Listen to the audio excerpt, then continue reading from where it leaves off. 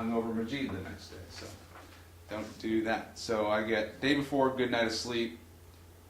Confirm that you've arrived. Your event planner is worried. Did they make their flight? Did they get the hotel? So when you get there, send a text message or make a phone call. Just calling to let you know I have arrived. The morning of, you get yourself real centered, get yourself exercising, journaling, whatever you got to do. Arrive early, arrive really early. Reserve a seat near the front for yourself.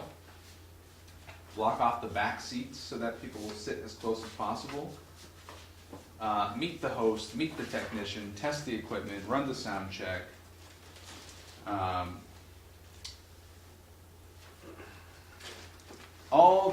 These are basically all things that can go wrong. And so you do what you can to prevent those things from happening, and you're that much better off. Any questions about this checklist? It's awesome. Thank you for including it.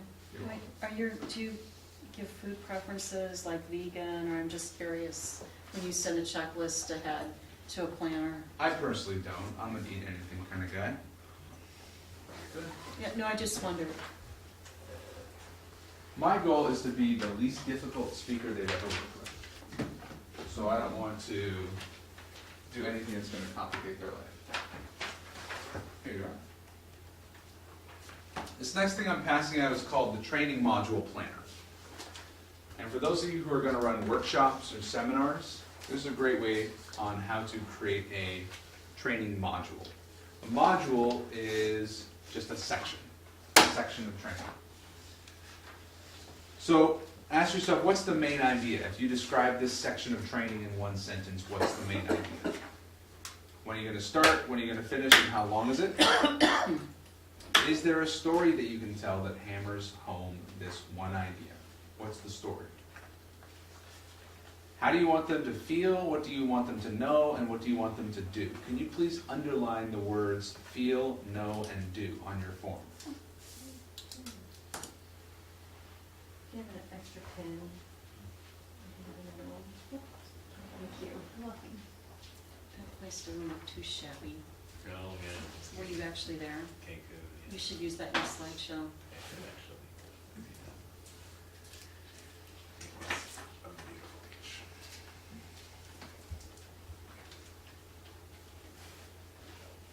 Feel, know, and do. How do you want your audience to feel? And these are good questions to ask an event planner, by the way. If you're preparing for a speech, what do you want your audience to feel during my speech? What do you want your audience to know as a result of my speech? What do you want your audience to do as a result of my speech? So as you're planning a section of your training, you want to ask those things as well. I've done this for a couple of trainers now where I've taken their whole event, their whole 3 or 4 day event, and broken them into module by module, and each module we go through the same thing. And now in this part of the training, what do you want them to feel, know, and do? Okay, now we're going to day 1 after lunch. In that part of the training, what do you want them to feel, know, and do? Right? So, great questions to consider. Because if you say, I want them to feel comfortable, then maybe it's not just the words you say, maybe it's the music you play and the food you serve. Right? Or if you want them to feel anxious, maybe you kind of make them a little bit uncomfortable in their seating. Or maybe you make the music like a little bit more fast-paced, right? So you think about the feeling and think about all the ways you can create that feeling. What do you want them to know is like, what are the key facts that you want them to be able to have? What information? And what do you want them to do? Here's the key. I want you to write down, under the words, what do you want the audience to do? Write down the words, just one thing.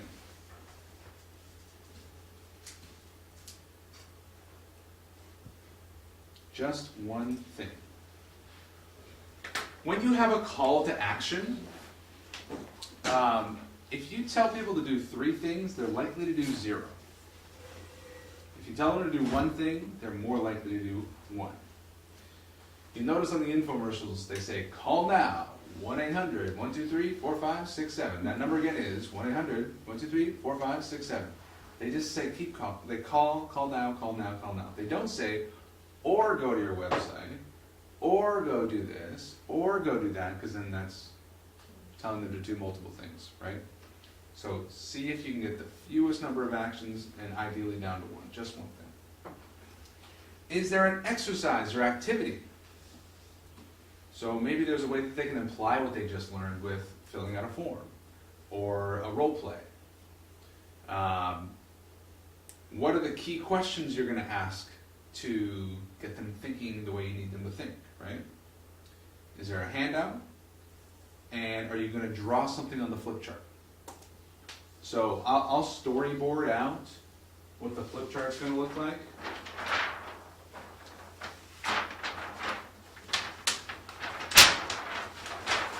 Meaning, I'll take just a blank piece of paper and I'll go like this.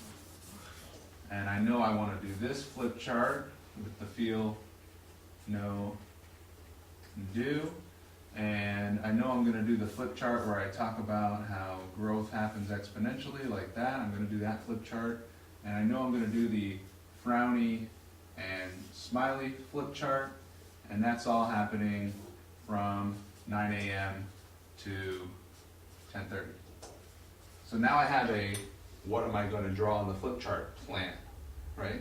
I might even go so far as to draw those 3 flip charts and then here's the next one, here's the next one, right? So this is how you plan what your training is going to be. Any questions?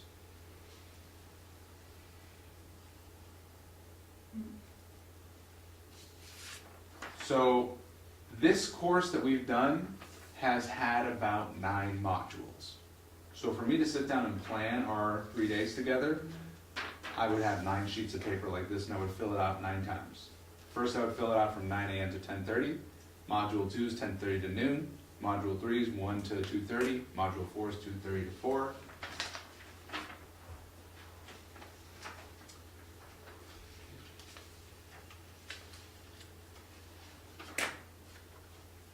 I may have gone out through all my handouts here. I thought I had one more. Nope, did that one.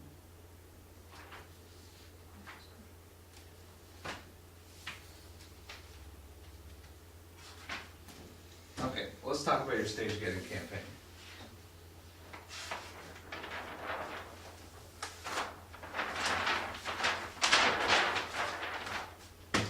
Please repeat after me. This is simple, this is easy, this is fun.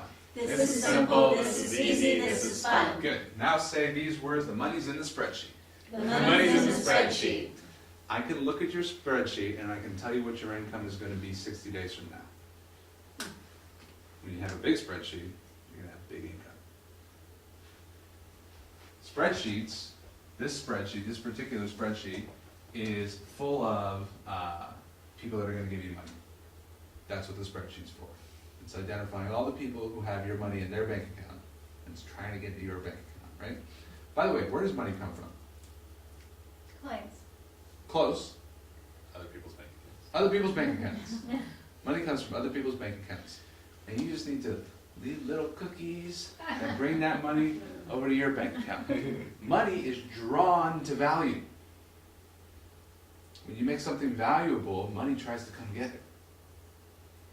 They say in real estate investment, there's no shortage of good deals because money finds good deals. Money's always looking for good deals.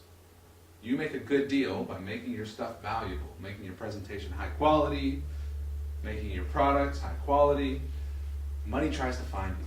So it's in other people's bank accounts, and usually there's one person in charge of getting that money out of that bank account into your bank account. That's the person you got to talk to, right? So we have this stage getting campaign.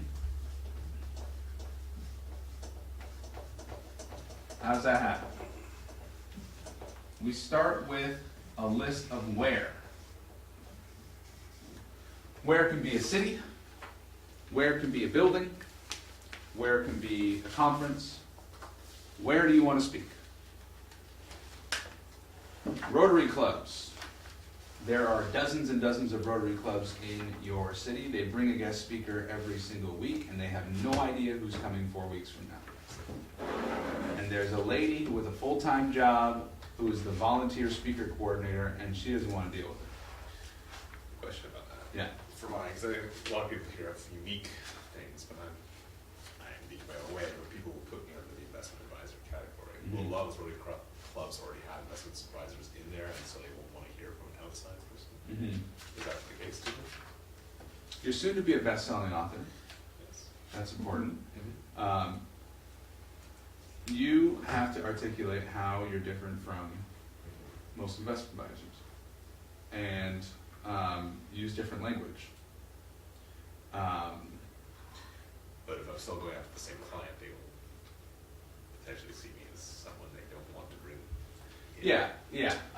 You may not be welcomed in the category exclusive groups like BNI, Okay. but there are so many other groups that doesn't even matter. I'm just less familiar with Rotary, so is Rotary like that? Is it a category? Rotary is a service group. Yeah, Okay.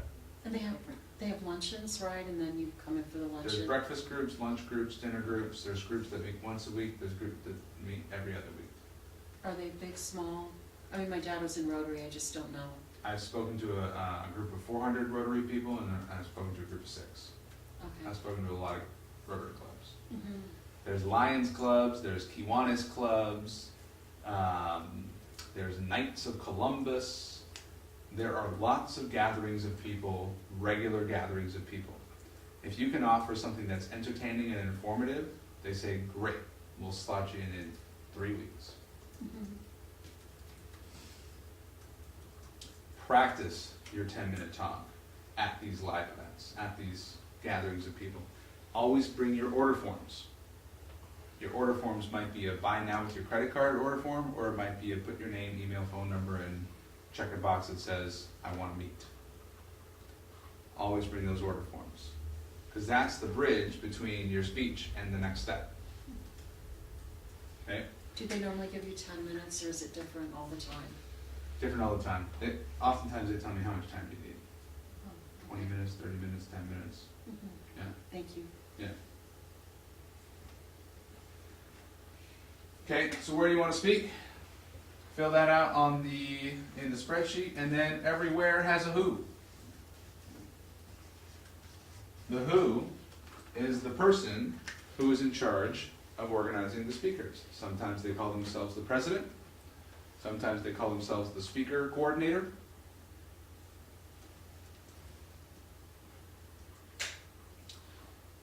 If you're ever in the situation where there's a group of people who decides who the speaker is, like the speaker review committee, there's almost always one person on that committee who, when they say, let's bring in Daryl, he's good, trust me, everyone else says, okay. That's the influencer of the group. That's the only person you actually need to sell. Trying to sell someone else, they're going to turn to the influencer and go, never heard of him. So you go to the influencer of the group, you identify who that is. And you do that by asking, who's the one person in the group that if they say it's a go, it's a go. That's a question that starts with the word who. The where question you ask, that's all for you. Where do I want to speak?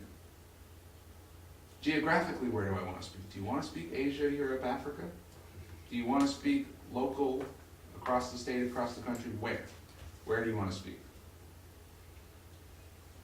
The who question is your research. You can get your assistant to do this, you can do it yourself, but the who question is you call up the United States Automotive Association conference and you say, who is the person in charge of?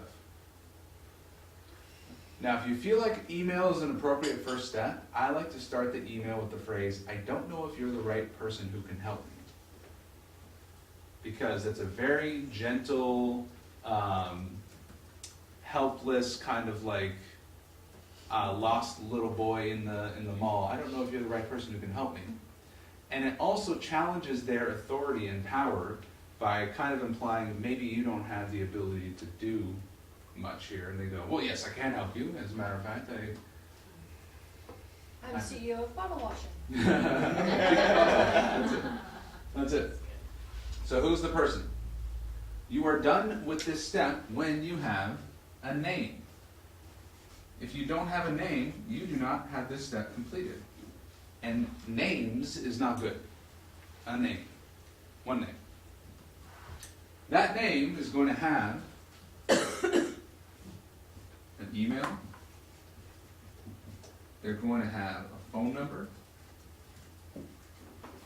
They're going to have a physical address.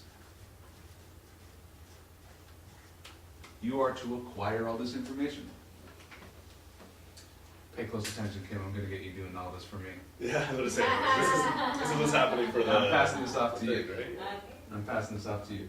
So, where do we want to speak, Kim? You can set up the speaking tour for us. We'll find some interesting, fun destinations. We got it. Who is the person in charge of bringing on the speakers? Who's the person in charge of managing the speakers? What is their name? What is their email? What is their phone number? What is their address? This is all just research. You fill in your spreadsheet, you do your research, then you initiate your unstoppable campaign. Almost everybody doesn't do any of this. And I know this from being 10 years in the public speaking, or 10 years in the professional speaking industry. Almost every professional speaker's entire marketing strategy is be awesome, make a lot of noise, and hope the speaking gigs call you, right? And I must admit, 8 years into my speaking business, I was still doing that. And I was like, there's no speaking gigs coming. Maybe I need to be more awesome. I need to write a best-selling book. My first book wasn't a best-selling book. Maybe that's what it was. Because I wasn't getting any speaking gigs, and I thought, oh, that's because I'm not an author. Nobody's taking me seriously. I gotta write a book. So I wrote the book, I published it, crickets. Where are the speaking gigs? Well, it wasn't a best-selling book, so I gotta get a best-selling book. So I was doing all these things, trying to be more awesome, which is another way of saying feeling inadequate, that I'm not good enough without more accolades, right? But it wasn't until I realized that actually I just need to start calling them and saying, I would like to be a speaker at your event. What is the process to become a speaker?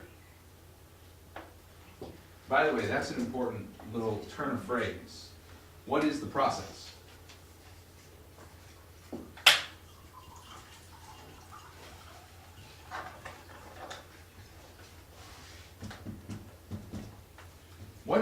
What is the process to become a speaker at your event? Because that is not a yes or no question. A yes or no question would be, can I speak at your event? Or do you have a budget for speakers? Those are yes or no questions. What is the process? They're going to walk you through it. And they're going to probably tell you, fill out a form. If it's a conference, they'll say, go to the page with the speaker form, submit it, and we'll call you. Right? That is, if you've ever applied for a job and they say just go to the careers section on the web page, that's a nice way of saying get lost. They're not calling you, right? So you can identify what the process is, and then you can bypass it by saying, let's say I do fill out that form and you love it and you want to hire me. Then what happens? Now you're getting back and verifying the who. And if you happen to be speaking with the who, there is a question to determine if it's the right who. That question is, I'm going to write a little bit smaller here. Let's say you want to have me as your speaker.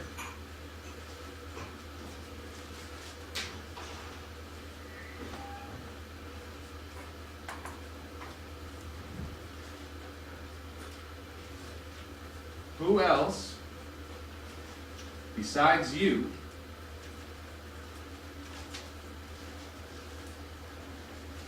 would need to be involved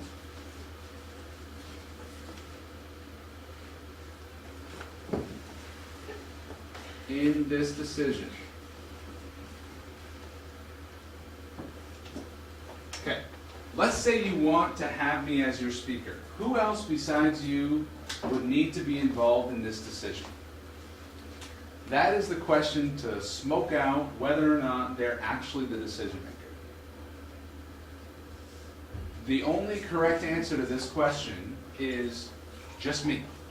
Nobody besides me. If I like you, you're in. If they say that, you may proceed. If they say, well, if I like you, then I'm going to meet with my boss and I'm going to tell him I like you.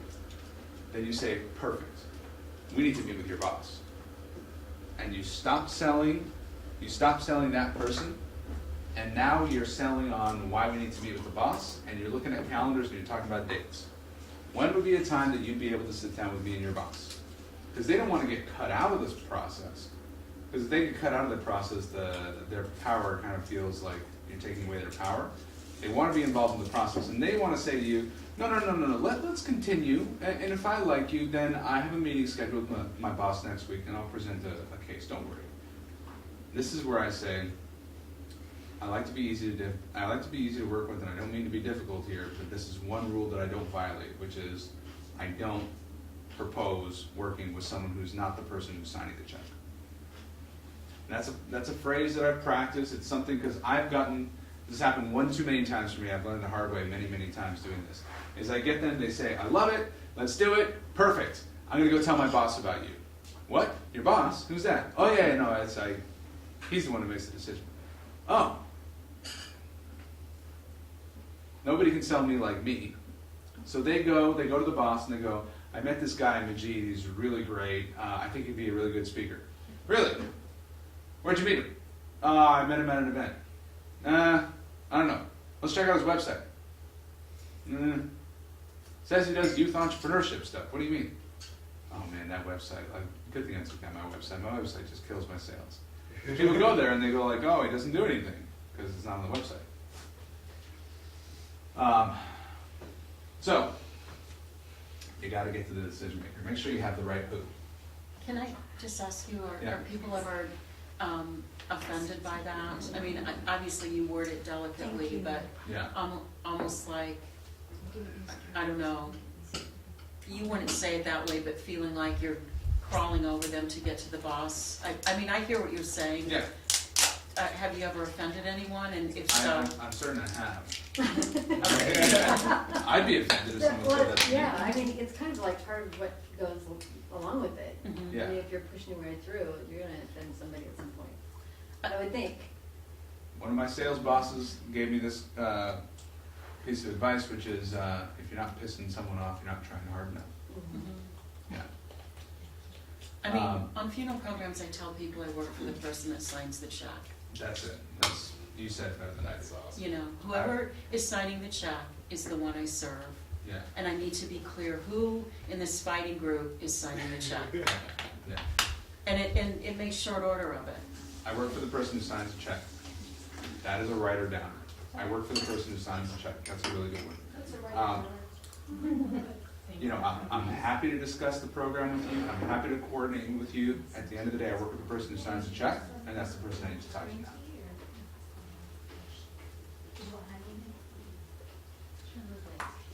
Now, it's important that you initiate this decision at the moment that you discover they're not the decision maker. Because if you continue down the conversation with them, you're implying to them that they have a role in this decision, which they in fact do not.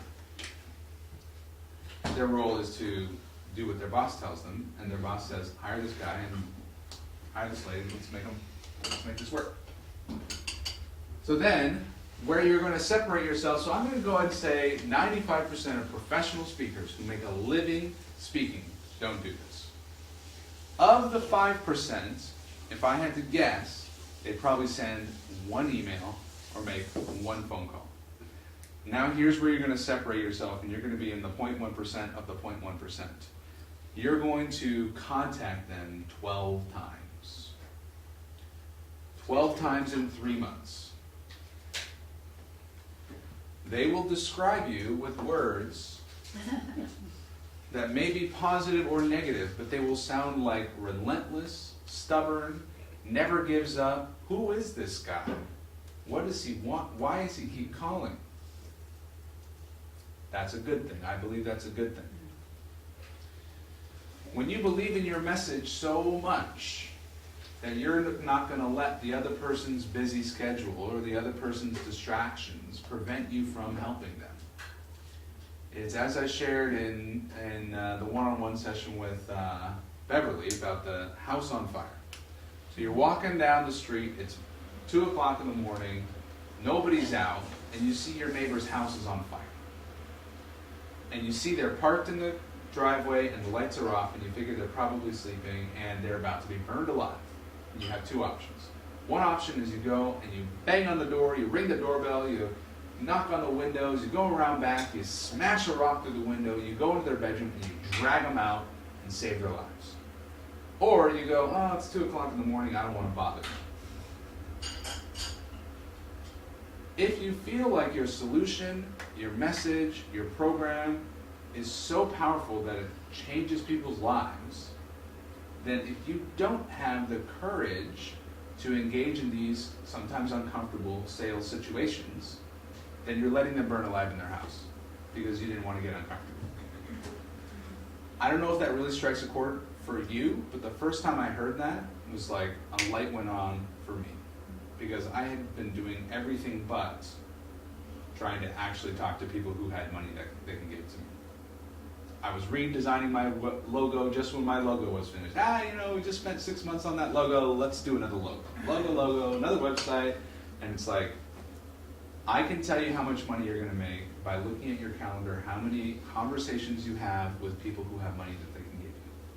That's the one metric. It is not how much time you spent on your logo, I promise. Okay?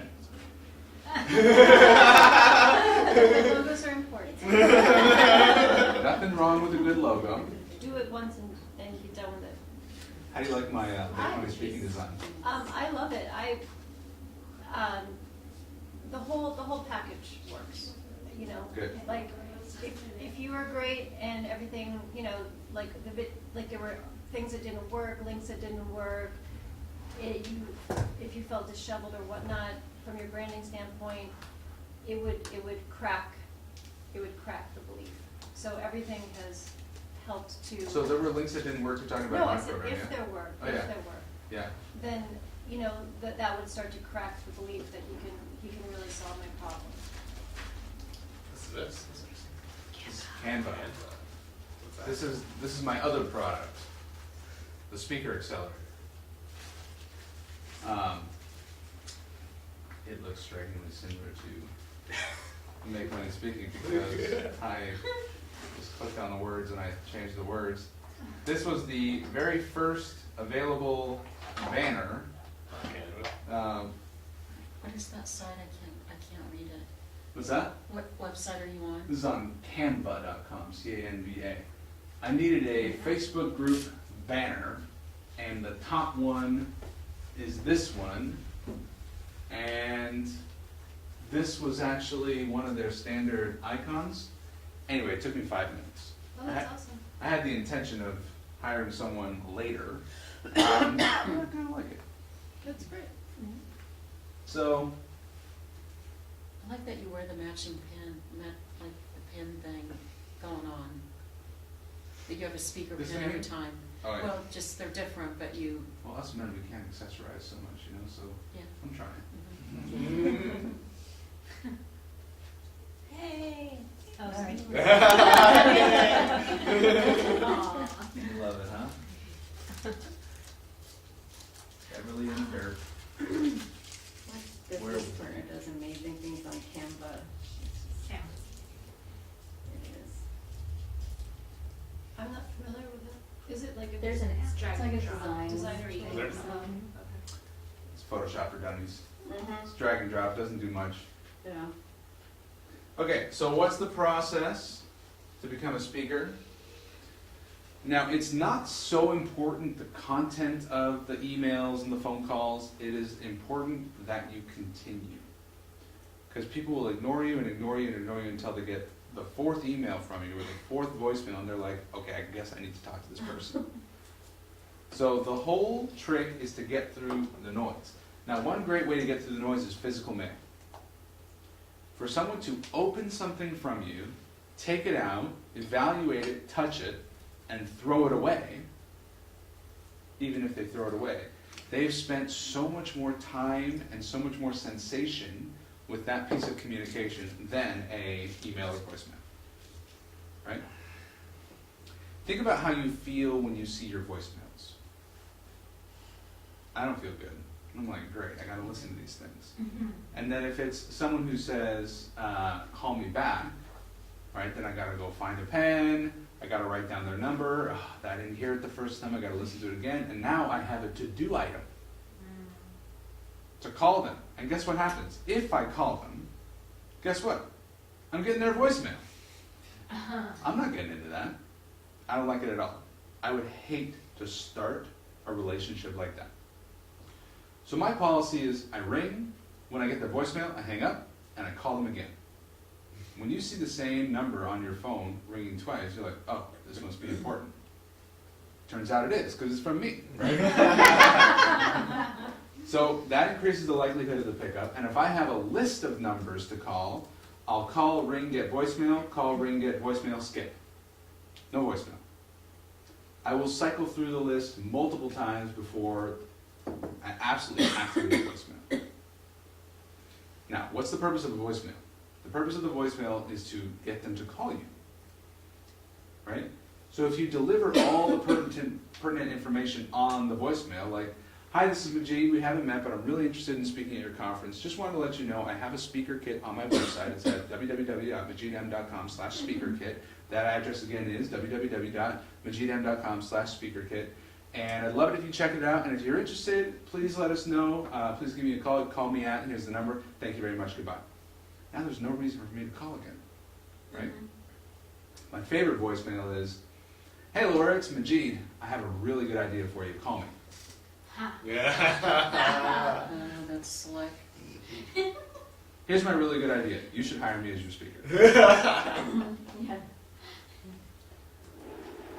Or, hey Laura, I'm calling because I was just thinking about you. And something I wanted to let you know. Here, give me a call. Of course I was thinking about you. I called your number. So the purpose of the voicemail is to get them to call you. It's not to give them all the information they need to make a decision, because then that's a one-way sales conversation. That's not a conversation. So email, phone call, physical mail. Now I'll tell you a story of the time I sent an ear of corn in the mail. I was just starting my motivational speaking career, and I was on the Google figuring out how to become a motivational speaker, and I Googled motivational speaker job. And I found there's a charity called Free the Children based in Toronto that had a job opening, a job posted called motivational speaker. I'm like, perfect. And at the time I was doing youth, high school speaking in gymnasiums, and that's exactly what they were looking for, a youth speaker to come out and talk about the Free the Children charity. So I followed this process. Where do I want to speak? I want to get that job. Who's the person in charge? And I found out one name. So now we're one step closer. Who's the person in charge? I got her phone number and I got her email. I left her a voicemail, sent her an email, and I waited. This is a mistake. Don't wait. Because you can wait forever, right? So I waited, but I didn't get anything. So I emailed and I called again, and I waited. And this is another reason not to leave a voicemail, because if you call after you left a voicemail, you're kind of a jerk. But if you call after you called the day before and the day before, it's not a burden. But if you leave a voicemail and then you call again, it's like, hey, I got your voicemail. Come on, I'm busy, right?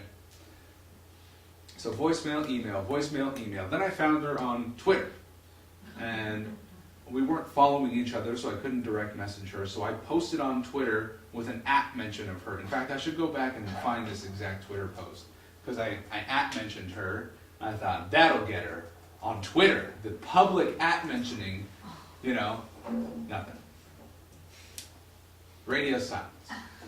So this is when I went to the grocery store and I bought the ear of corn. And I said, I realize this is corny, but aw shucks. Got that? 2 puns in the first sentence.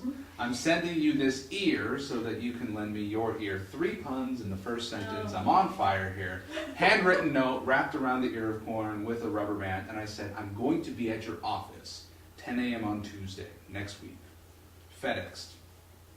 Okay? Very hard to ignore when someone is actually at your office and they send an ear of corn ahead of time. Unless they decide to be sick that day.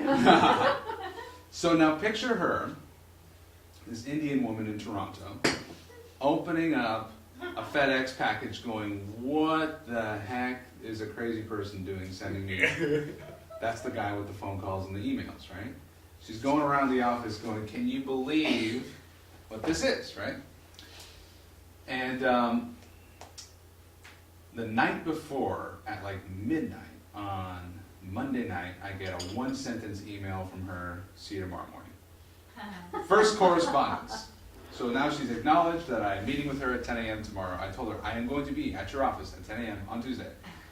So I showed up, and she was like, so you're a motivational speaker? Give me a speech. So I gave a speech, and she says, we would love to have you as a motivational speaker. You're going to have to move to Toronto, and the salary is $25,000 a year Canadian, which is like nothing. Yeah.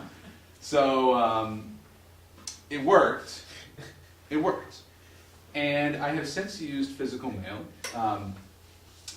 Kim and I, last week, first thing we did was we sent out like 50 copies of the book in envelopes. Next round is going to be, I was featured in the newspaper and in like the Shawville newspaper, in the Pontiac, twice.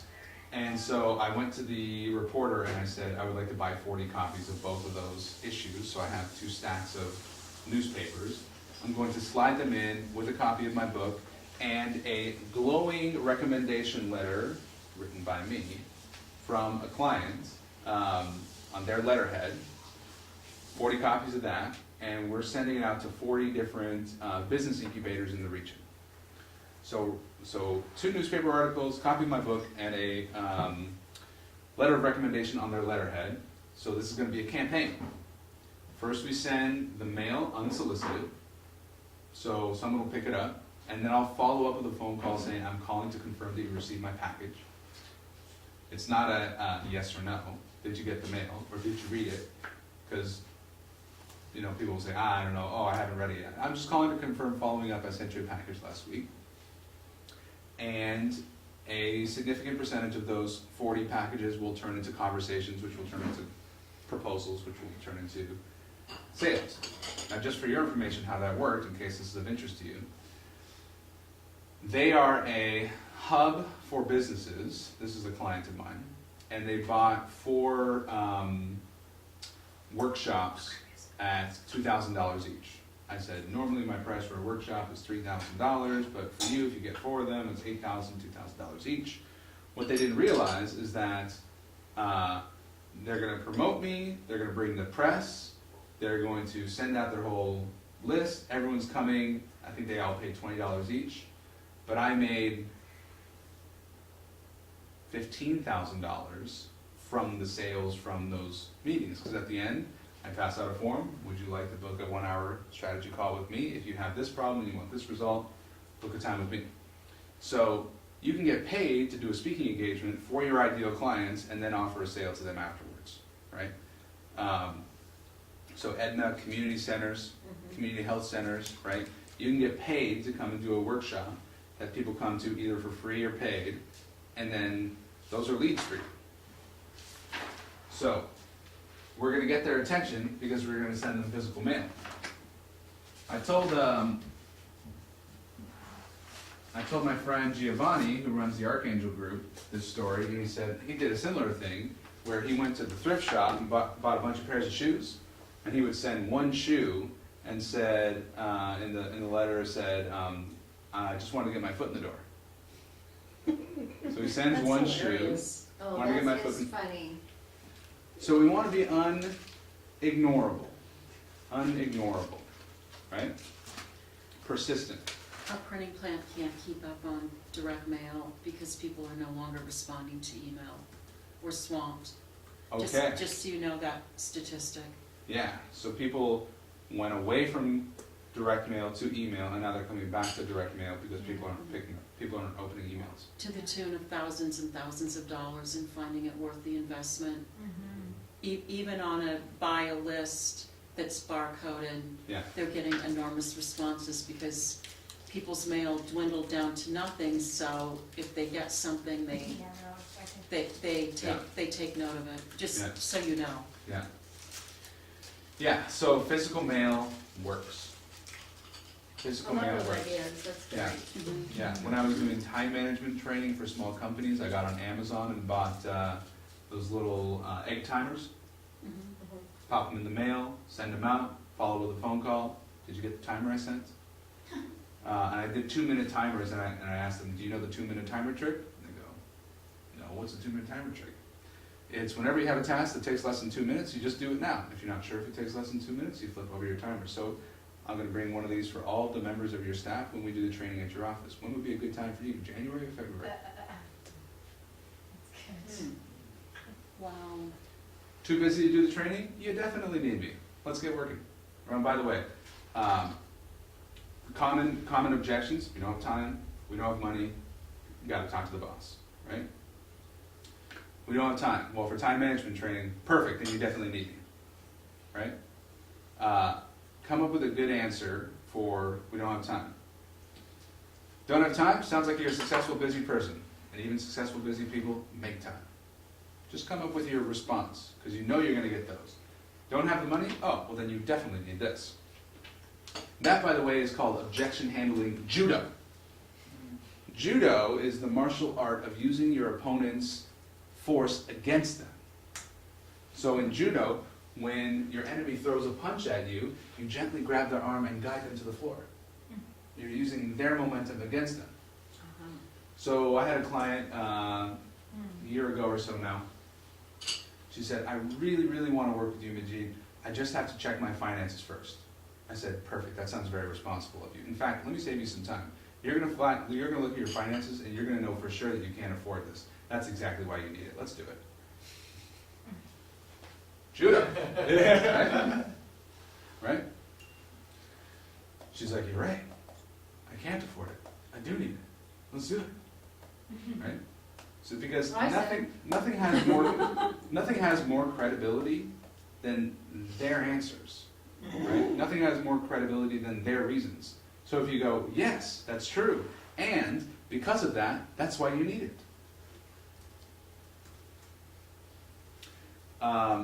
Daryl, I'd love to sit down with you and do a financial review and look at your investments. I'm just swamped this week.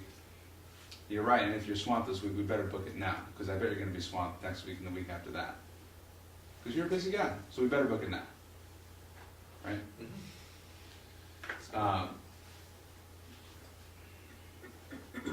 Got to talk to my boss, got to talk to my wife. Perfect. Oh, always start with an agreement. Absolutely. Yes. Perfect. Great. And if they were sitting next to you right now, would you say go? And they say go for it. Would you be ready to go now? That's called fleshing out the objection. So you say, if objection was handled, would you be ready to go now? So I really want to do it. I just don't think the price is right. Well, if the price was right, would you want to do it? Right? Well, there is this one thing I wasn't quite sure about. Okay, so now you got the real objection. Right? Okay, so you continue, this is, instead of moving on to the next person and the next person and the next person, you go back to the person again and again and again. And you just let them know, I'm happy to follow up until one of us dies. Now, if they give you a hard no, are you on or are you persist? What do you think I'm going to say? Depends. Reading over until the fat lady sings. Well, give it some time. The time that I learned from my sales manager, if you're not pissing some people off, that was when we got a real hard no. He called my boss. Because I just kept on leaving voicemail, and email, and voicemail, and email. Because I only had like 20 clients, and I had all day to service these 20 clients. Because I was an account manager for a tech company. And then apparently 6 weeks after I was calling him and emailing every day, he got back from vacation. Oh. Oh, man. And I didn't see his first autoresponder. Oh. His first email. So anyway, I think that's the least of our concerns. What I hope is that they see your tenacity, your persistence, and your professionalism, and they assume the way you do one thing is the way you do everything, and when you come and work for them, you're gonna have the same level of tenacity, persistence, and professionalism to get the result. I think they'll be impressed. I think they'll make an example of you and saying, guys, we should be following up like this guy. Now, if they don't have the problem that you solve, you may not know that yet. You know, you might be beating a dead horse. But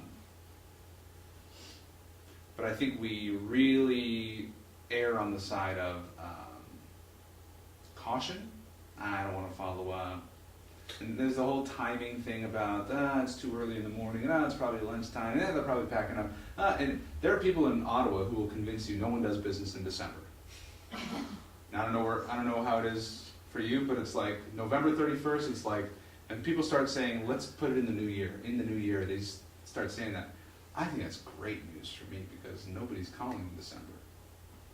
Anytime it's like if everybody does stuff in August, then I'm going to do it too. If nobody does stuff in December, fantastic. I'm going to do it in December too.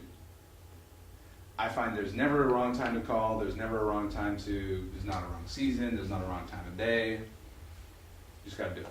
I was really impressed that you scheduled this for like, you know, the busy holidays, you know, and that we all came. Mm-hmm. Look at this. Like, I never would have done that. Yeah. And it probably, you know, a lot of us had to make adjustments, but Yeah. look at us, we're here. Yeah, absolutely. And I'm doing three webinars next week. One on Monday, one on Tuesday, one on Wednesday. And I'm doing 12 sales calls next week, right up until the end of the day on the 22nd. And I'll probably do something the week after Christmas. Because I actually think it's an opportunity, because there's probably not a lot going on.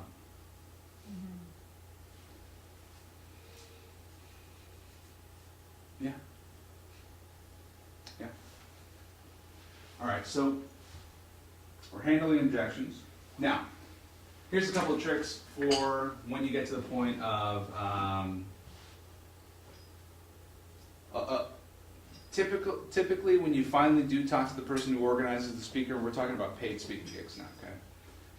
They're going to say, we already have our speakers. There's only actually a very small window of time when they don't already have their speakers. Because typically these conferences are once a year. They have their speakers 11 and a half months ahead of time. They're like booking their speakers right after the conference, everybody has their mental breakdowns. Everyone gets sick afterwards. People take their vacations, like, because they've just been hustling for the month leading up to the event. And then a month or two after the event, they're planning the next year. They already know the venue, they already know the dates for the next year, sometimes 2 or 3 years in advance. Backup speaker trick. Can I ask a quick question before you get into the next type of section? This is the backup speaker trick. TM. Yeah, what is it? So I approached a yoga retreat center. I'd met with some of the individuals at this Healthy Living Fair, and they seemed really interested in my topic. And so I approached, found the right person to talk to, and then they said, oh, we have all of our 2018 booked. I said, great, let's look at 2019. Mm-hmm. And it was like, then they started dodging me, and they never answered me. Mm-hmm. So was that their polite way of saying, actually, now that I know what you really do, I'm not interested in your topic? Or what would you say if you had to read the room? Yeah, that's something you can flush out with that individual person. And you do that by saying, if this, then would you be interested? Right? So if you did have a spot, would you be interested? Because they just told you not interested because we don't have any spots. Oh, thank you for letting me know that. And if you did have a spot, would this be the kind of speech you'd be interested in? Now they have to answer it, Okay, right? I can't answer what they were really doing there, I'm not sure. sure. I will know that working with a lot of these people, they're like, don't talk to me about next one because I'm barely holding it together for this one, right? So here's the backup speaker trick. You offer to be the official backup speaker. The official backup speaker. So, great, congratulations, you have all your speakers booked, that must feel fantastic. listen, I'd like to offer you a special service, which is I would be willing to be your official backup speaker. And they might go, ooh, what's that? The official backup speaker is an insurance policy. Speakers miss flights, speakers get sick, speakers back out, and then you're left in the lurch the night before or the day of going, uh-oh, what are we going to do? So here's what I would recommend to you. Now you're counseling them as an expert in the speaking business. Here's what I would recommend. Book me as your backup speaker. I will waive my fee. All I ask is that you pay for my flight, hotel, and conference ticket so that I'm there to be your backup speaker. And then you know if any one of your speakers cancels, you have someone ready to go. Now, if they're local, you don't need to do flights, hotels, and conference tickets or conference ticket. What this does is it builds the relationship. You should send a contract that they sign and send back to say, I'm the official backup speaker. If you're collecting payment, then that date is sold. If you're not collecting payment, and as part of your agreement, you might say, if another engagement comes in, I'm going to call you first before I accept that engagement to give you the right of first refusal. And if you want to keep me on this date, it's going to be this fee.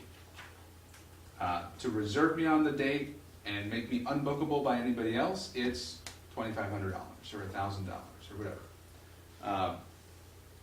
That's an insurance policy. It helps you sleep at night. It helps the conference organizer sleep at night. It also tells you that they are interested in you and your message, but they just happen to have a full roster of speakers. That's very good, because if you can sell them on the idea of being the official backup speaker, then you should be talking right away about let's get me on the roster for 2019 then. Because by having me as your official backup speaker, you're telling me that my message is appropriate for your event and your audience, so let's get this on the main stage officially. The next thing is breakout session.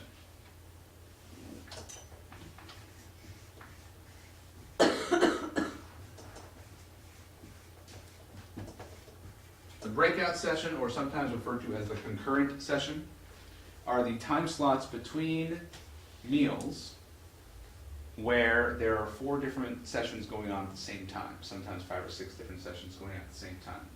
So typically, a conference will be breakfast and opening morning keynotes. By 9:30, there's concurrent session number 1, from 9:30 to 11, and then there's concurrent session number 2, from 11 to 12:30. Then there's lunch and lunchtime keynote speakers. Then there's concurrent session afternoon, another concurrent session afternoon, and then dinner and evening keynote speakers. So those concurrent sessions, 4 here, 4 here, 4 here, and 4 here, there's 16 of those concurrent sessions, okay?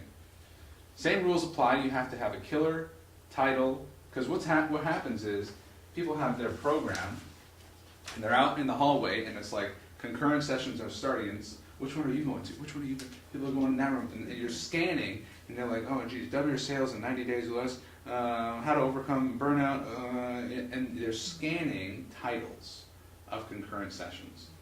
Yours should be designed to fill the room with ideal clients. So the word "for" is very good. 4 moms. 4 people who want to be super wealthy. The concurrent session, I've never been paid for a concurrent session. I've had flights, accommodation, and conference ticket covered. I've had none of those things covered, where I had to pay my own flight, my own hotel, and pay for the conference. But if I'm going to go to a conference, I want to do the concurrent session. Because then I get to be, like, if I'm going to go to the conference anyway, I want to do a concurrent session. I want to do a breakout session. What I do, though, is I have in the past negotiated to waive my fee. I would like to have the conference organizer in the room. Can we agree to that? Because I want them to see me speak. It's my best marketing. I want the conference organizer in the room. Can we agree to that? If I can't get that in writing, I will do all that I can to make sure that they are in the room. If they're not in the room, then I will empower everybody who is in the room to send a message and tag the conference organizer that Majeed's session was great, #organizer, like tag the organizer, because this is a step between, this is a stepping stone to the keynote speech. When people are raving about my concurrent session, I'll use that to get me the keynote speech for next year. It's a multi-year strategy. Now, if you know you're going into an industry that has, let's say you're going into the legal industry. You want to know every legal conference across the United States and Canada and any other country you want to visit. And when you can get one conference organizer to see you speak, they can refer you to other ones. And by the way, this whole stage getting campaign is something you only need to do for a relatively short period of time until you prime the pump. Priming the pump means you get things going and then you have momentum. Because when you give one speech, it should turn into 2 or 3 more, which should turn into 6, 7, 8 more, and then you're getting the word of mouth, the referrals. But to prime the pump when nobody's ever heard of you, you call them, you send them an ear of corn, you follow up, you send them a chocolate, you follow up. So the breakout session strategy, to get the foot in the door to become a speaker with the purpose of getting on the main stage next year, getting a paid gig. Always make an offer in the breakout session. If there's a no selling rule, then the offer is a strategy call. The offer is a conversation. Do a lot of places have that, the no selling? A lot of places say that. Mm-hmm. A lot of places say no selling. I've been told no selling from the stage. And I say, great, I have a program I'd be happy to offer at half price. Is it alright if I give a discount? Sure, that's fine. It's the same. Same thing, Okay, right? yeah, yes it is. Yeah. Now, actually, I should incorporate this into my How to Make Money Speaking webinar, because this is actually the origin story of why I learned to make money speaking. The origin story I tell is, I do this Rotary Club, I pass out the piece of paper, and people are filling it out, and I sit in my car and I'm processing payments on my phone, and I make $1,200 at a Rotary Club. And that's true. But what really made me study this, and study this, and study this was a moment of pain and embarrassment. When I was flown down to New Orleans with my new baby and wife, picked up in a limo, went to a beautiful 5-star hotel for an organization of lawyers and accountants for high net worth individuals called Geneva Group International. Have I mentioned it to you before? So I said, is it okay if I make an offer from the stage? And the guy said no. And I was like, I don't know why, I still did it. And at the time, I didn't really know what I was doing. I had seen other people do it, and I had seen it on videos where they say, plus this and plus that, and this is a $50,000 value, and this is a $100,000 value, and all of it together is a $500,000, but I'm giving it to you for, and then the big number came, and it was like $5,000. And I heard 2 things. I heard a cough and a laugh. One guy just like laughing at me. $5,000? Anybody? So, I'll be at the back of the room. Nobody came to the back of the room. It was awkward. I went to the client afterwards. He was like, how'd you like it? And he's like, you probably shouldn't have done the thing at the end. You know? So that's when I was like, okay, I need to figure out how to do this in a way that I'm not going to get coughed and laughed at. And, now I almost never put up a price and say, buy it. I always go conversation. I'm selling the conversation. So, breakout session, making an offer.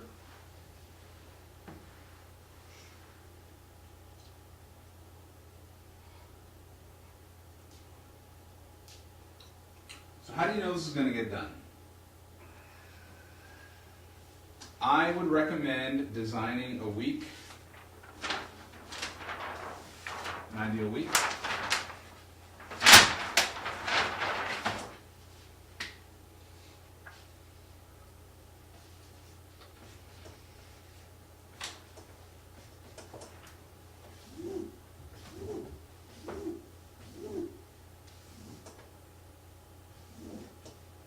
So this is your week. I split it in half for mornings and afternoons. I have designed my week to be a webinar on Monday that fills strategy calls on Wednesday, Thursday, and Friday. Webinar on Monday to sell Wednesday, Thursday, Friday. This week I happen to be doing a webinar 3 times, Monday, Tuesday, and Wednesday. But I have to say, where are my sales calls going to go? My business model is built on 40 sales calls a month. That's the target. How am I going to fill those sales calls? With speeches. I happen to give my speeches from my computer. So I would suggest for you guys, aiming for a speech a week, if you want that to be your primary marketing strategy, a speech a week, and it can be, and this could be a video, could be a Facebook Live video. I consider that a speech as well. Now in my case, I have a particular sequence of emails. So what does the rest of the week look like? I got a massage over here, Friday afternoon, bring home the weekend. I am getting coached here. I'm coaching my speaker accelerator group here. I'm coaching you guys here. And this is when I'm doing all the other stuff in the business like finance, financial management, working with my suppliers, my planning. So if you don't put when am I doing the marketing and when am I doing the selling, then all the other stuff just fills all the time, and then it's like I just don't have time to do sales and marketing.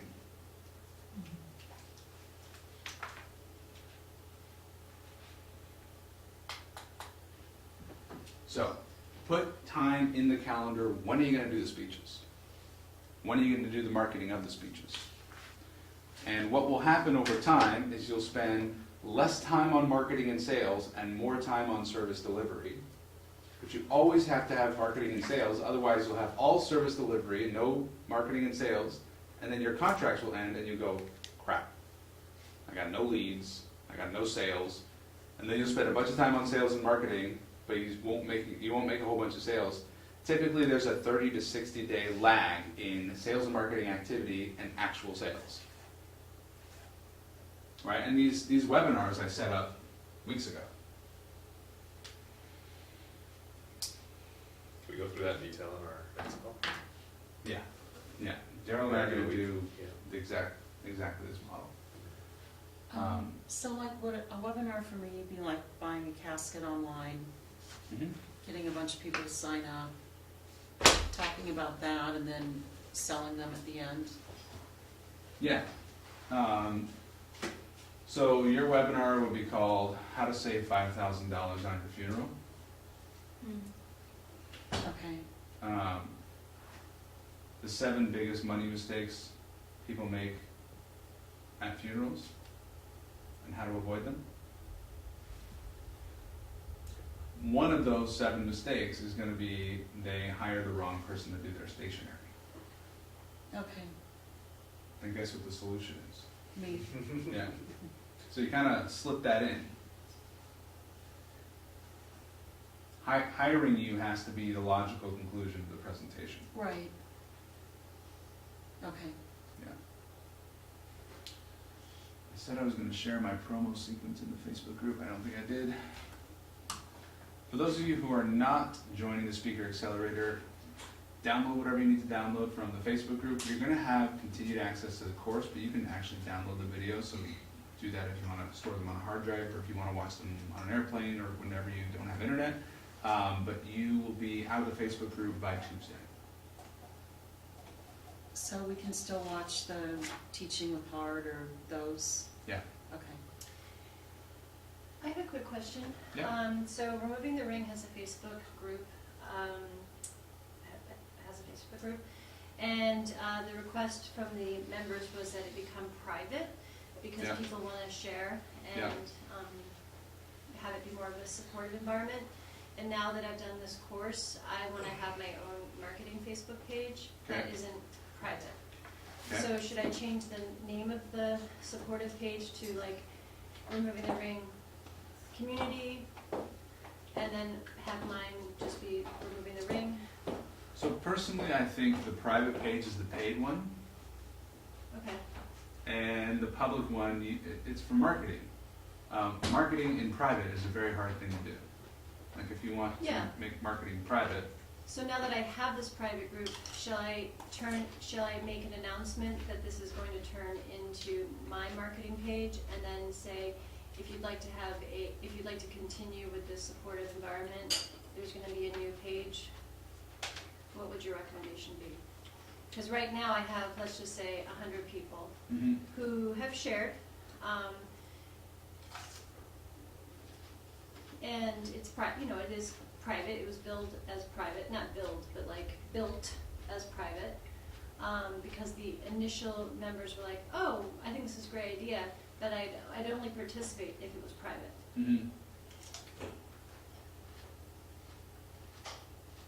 Yeah, so I would actually start with conversations. So, direct message, one member at a time. Hey, you're in our Removing the Ring group. Wonder if we can hop on a call. I've got a few questions for you. Love your feedback. And then invite them to the retreat. Ask if they would be interested in a facilitated private group for people who are paying to be there. And that's a benefit. To be in a group of people who are paying to be there, everyone's taking it more seriously, and it's not just like another Facebook group.